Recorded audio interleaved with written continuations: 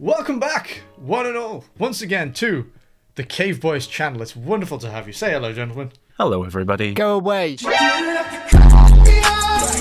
Now, I've summoned you here today for a very particular reason. Today we're going to be talking about Zelda. Oh my. Oh. It's shocking. I know. But today, not just Zelda, something very particular about Zelda. Now, my favourite thing about the Zelda series is the music. So today I brought you to talk about our favourite and least favourite Zelda songs. What do we think about that, boys? I think that's a bloody excellent idea. Go away. Crocodildo penisini, pepperoni masturbini. Even more reason to talk about Twilight Princess. Let's go! Why, of course. Yes. This is another episode in my series of endless attempts to try and discover a topic where the boys don't talk about Twilight Princess. But It's never going to happen. We'll see how that goes. So, Ed, I'm going to pick on you. Oh, God. You little bug-eyed, braced... I don't have braces anymore. I can't even make fun of braces. Yeah, true. You braceless bastard! What is your favourite and least favourite Zelda song? Do you have one? I do have a favourite and a least favourite. He does. It's hard to pick a least favourite or a disliked song because picking a mental. least favourite is way harder than your favourite. Yeah, easily. no, way harder.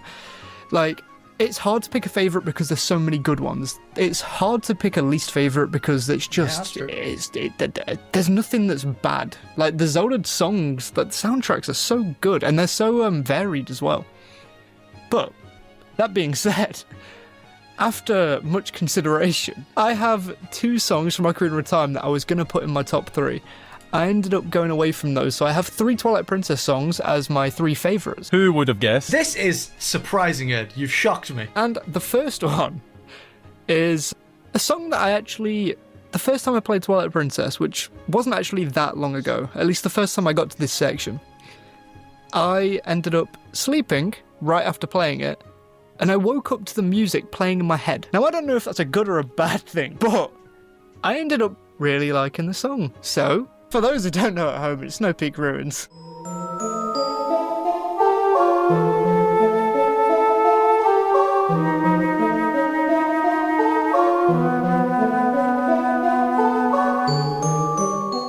Snowpeak Ruins. Ed, I am shocked. Oh, it's a Twilight Princess song. What is it about Snowpeak? Because it is a fabulous song. One of the highlights of Twilight Princess as a game. What is it about the song, though? I think, to be fair, there is definitely some amount of bias when it comes to the dungeon itself. I mean, it's so good. But just there's something about Zelda games where there's whimsy, right? You guys could definitely agree with that. Oh, There's whimsy. absolutely. I mean, Wind Waker, Twilight Princess, less so. Even recently, Echoes of Wisdom, a lot of that game's songs, a lot of whimsy, it's very whimsical. In a game that's pretty devoid of, like, whimsical tracks, I love Snowpeak Ruins soundtrack purely just for the twinkling. Twilight Princess does tend to be devoid of that, as prevalent of a sense of humour as the other games. Yeah. But yeah, when you reach Snowpeak, the sounds, and then just like Yetta and Yetto as well, even the characters, there is something a bit comical about them. It's one of the more dark and mysterious points of the game, but it's also one of the slightly funnier, and that's reflected in the soundtrack. Yeah, for sure. I think it's just a perfectly fitting song. A big part of my favourite songs in the Zelda games is just the atmosphere. I'm very much one for the atmosphere in a Zelda game. It's not just being a good song most of the time. I want it to fit what I'm playing. Right, well, next up is... Well, actually, it's a song that I've been endlessly talking about recently called Courage from Twilight Princess.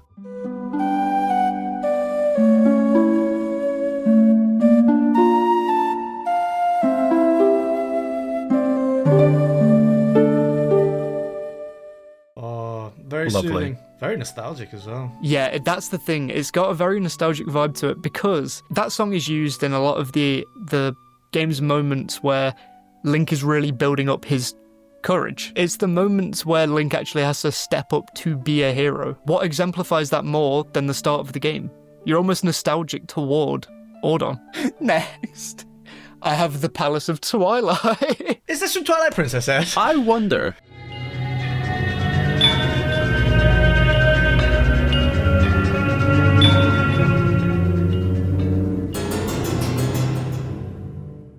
Yeah, you know what, actually, I will say that I do lump this song in within my next two that I also had as like honourable mentions, tiny honourable mentions. Okay. The other two are Shadow Temple and Forest Temple from Ocarina of Time. Ooh.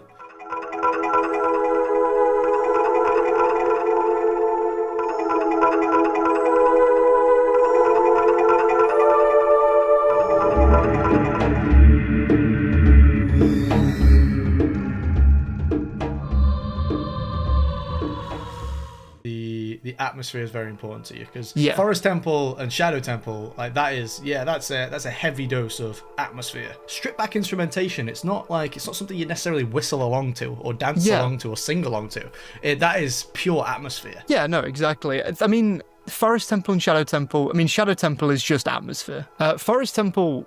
I mean, every single Zelda tuber has used this 10 times. Oh yeah, it's such a encapsulating song right from the beginning. This is that I'm thinking deeply about something song. Yeah, this is a lore video song. So Ed, the question is, those are some of your favourites, and we've deduced that you're drawn to the atmospheric music more so than the melodic music of Zelda. So what would be your least favourite then, Eddie boy? I will admit that I didn't know initially, and I decided to try and search up some like worst Zelda songs list.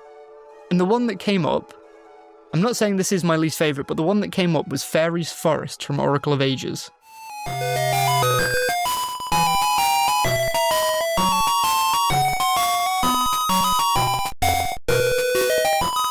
This going on for a while would get so annoying. This is 47 seconds a loop over and over again for like 20 minutes. I'd call that one just not particularly Zelda-y. Yeah, it genuinely feels like it should be a minigame. That sounds like it should be a different game franchise. I guess that's the thing with Capcom making Oracle of Ages and Seasons, right? Well, and even Minish Cap to an extent. I think I'm in a similar boat with the favourite ones, that the atmosphere is a really big thing for me when it comes to Zelda songs, because I think there's so many that do atmosphere so well, especially atmosphere to specific locations. They seem to always get it right. To rock the proverbial boat for a moment.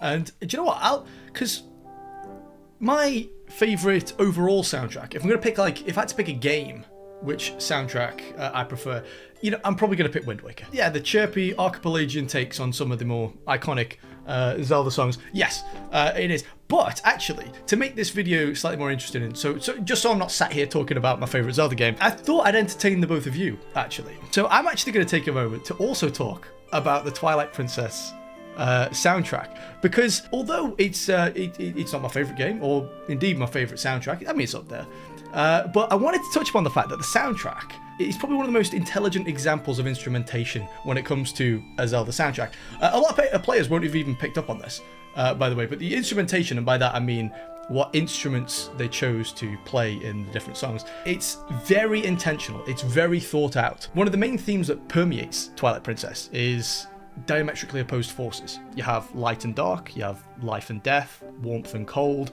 nature and the organic versus this sort of technological and magical. And these themes are explored within the instruments. Take tracks like Ordon Village, for example.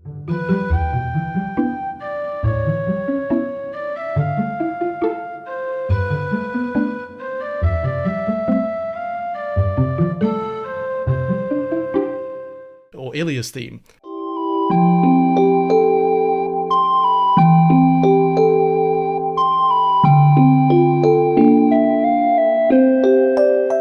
That's the natural world where Link's from. You'll hear xylophones that have wooden keys. You'll hear woodwind instruments that are made of wood, or a cold woodwind because they're made of wood, and or use wooden reeds. The people from Ordon Village live in wooden houses. Link even literally lives in a tree, and you have instruments that are made of wood, subconsciously enhancing the game's atmosphere. Again, something almost no one would ever pick up on, but something that the composers actually went through the trouble of doing. I think it's indicative of people who really care about what they're doing and people that want to make something exceptional. And then contrast that with the Twilight world.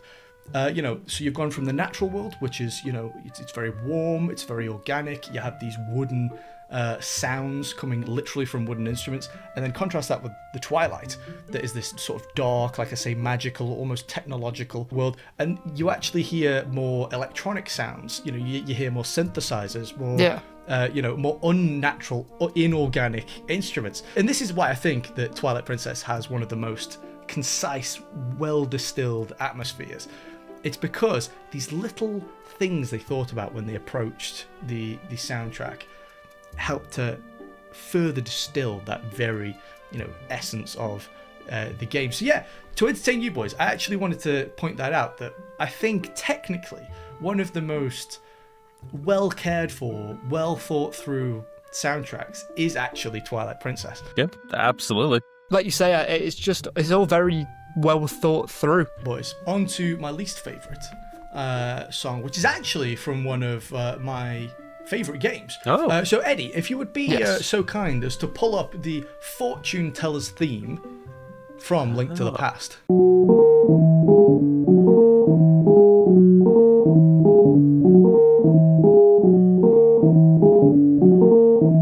Turns out that weird music doesn't always equal good music. In the past, I've described this track as sounding like a 2000s mobile phone that's going off inside a pillowcase. And I can report to both of you that my opinion hasn't even changed slightly. That is still very much the same sentiment I hold. So yeah, if you play it again, tell me if you hear early mobile phone going off in a pillowcase.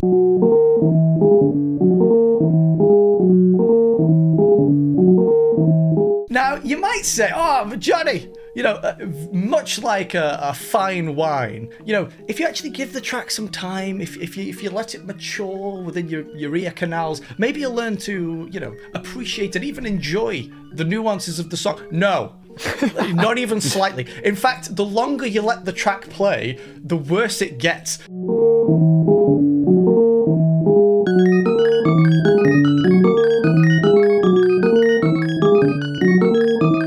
Just feels like a mess. It's just so messy. Exactly. What they've used in that song is it's a technique called dissonance. You could also use the term atonal.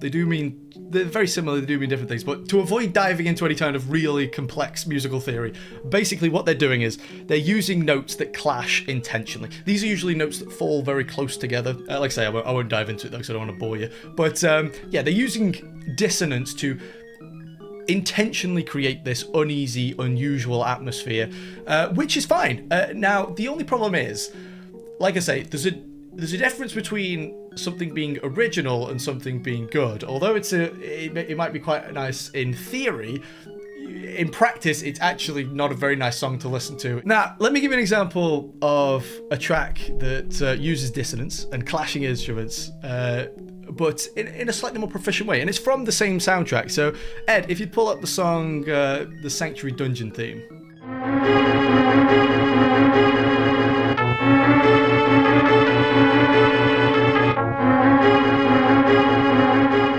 Exact same principle.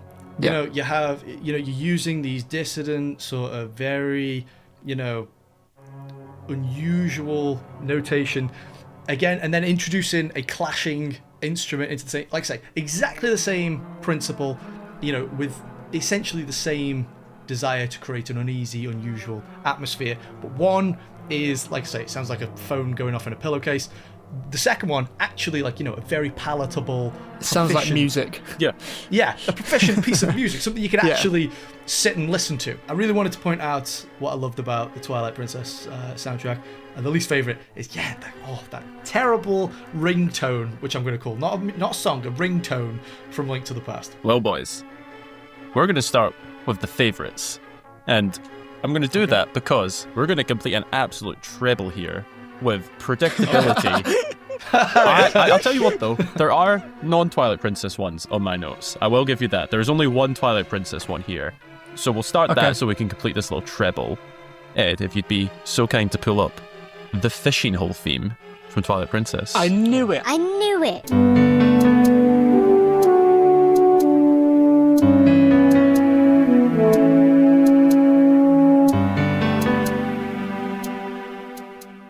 Oh, it's sexy, sweet, yummy. It is very sexy, sweet, yummy.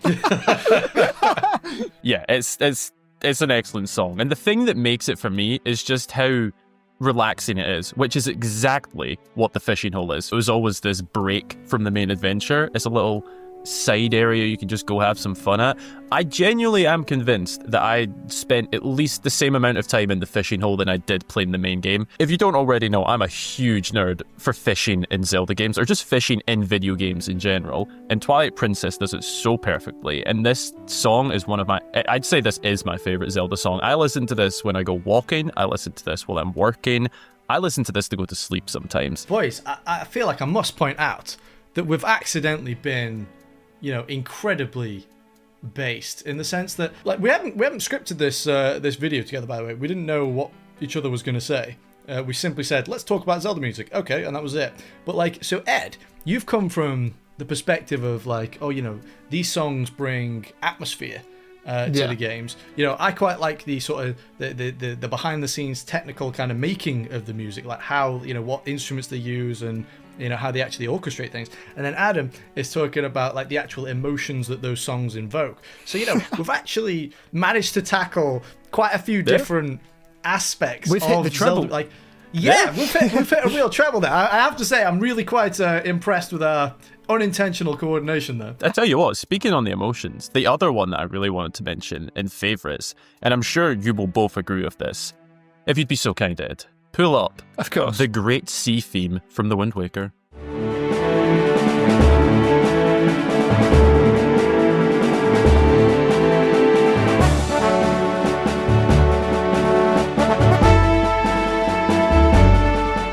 I'm glad that someone mentioned a Wind Waker song. This has to be in here. This and just like Flying Through the Sky in Skyward Sword. Yeah. They're both the same vibe and they're both bangers. Yeah, let's not mention Skyward Sword and Wind Waker in the same breath, shall we? Like Johnny was saying with the emotion side of it, which is probably how I connect to Zelda songs the most personally, this song is the complete opposite of the last one. The last one was go relax, go have a day off. This one is just pure adventure. This is the sort of song I'd listen to going on a run or working out or trying to hype myself up for something. It's an incredible song. It encapsulates the feeling of going on a big adventure.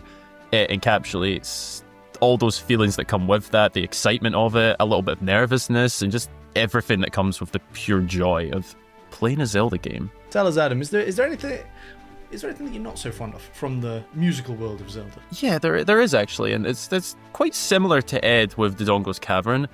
I was going to say the Water Temple from Ocarina of Time, actually.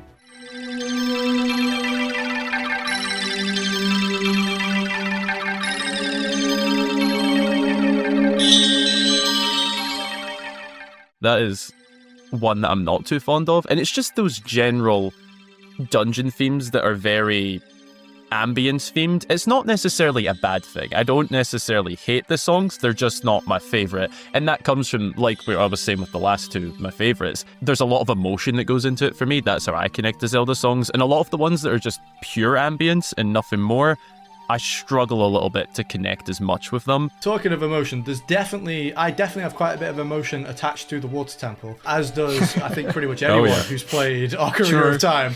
And those emotions tend to be very strong and not very positive. Yep. So I can only imagine why you don't have you don't connotate the Water Temple's theme positively. It kind of goes back to my point that like just because something is clever or original doesn't necessarily mean it's good. So like it definitely sells the idea of like, sort of dank, wet, lonely. It's definitely a water theme. I like that little thing at the start sounds like almost, invokes almost like the shimmer of like fish scales.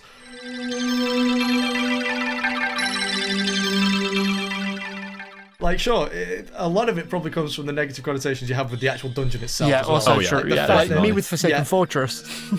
Yeah, exactly. Yeah, same sort of thing. It's like in the same way that you think about a lot of things positively within the world of Zelda, and you pair that with whatever music is playing at the time.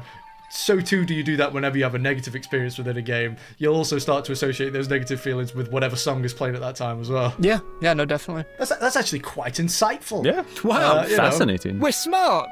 We're smart. We've I talked wouldn't go about that far. musical theory, psychology, and a little bit of everything. Wow, boys. So yeah, thank you for bringing to the table your least and most favourite aspects of Zelda when it comes to the music, at least. You at home, what song do you like? What song do you not like? Whistle it in the comments. Thank you everyone for watching this video. I'm sure we'll see you very soon in another video where we'll be talking nonsense about some other aspect of Zelda, actually. Surprise, surprise.